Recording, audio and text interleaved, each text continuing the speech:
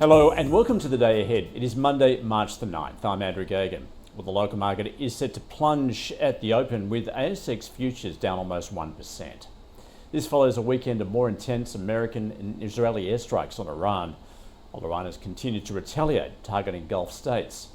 Global equity markets finished deeply in the red on Friday, with the rising price of oil sparking a sell-off in risk assets.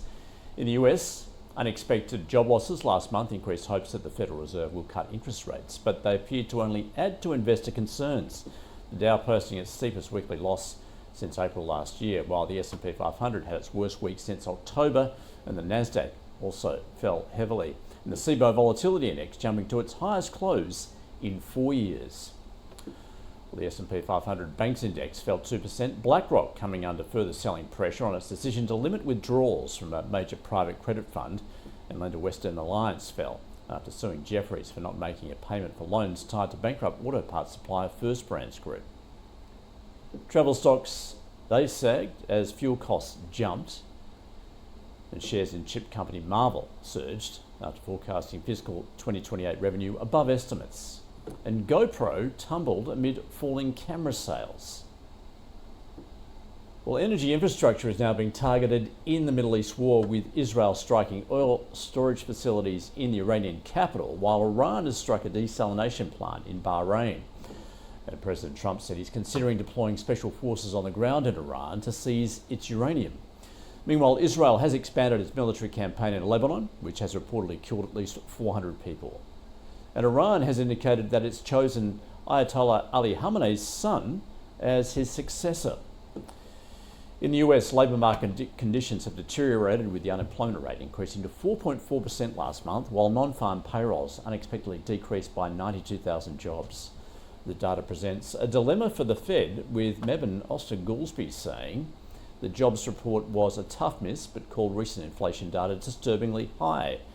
As we get more uncertainties, he says, I think that the time at which it makes sense to act keeps getting pushed back. Well, global government bond markets have registered one of their worst weekly losses in months, on concerns that the war in the Middle East will renew upward pressure on inflation and force more hawkish policy from central banks. The US 2-year Treasury yield closed at 3.56%, the 10-year at 4.14%.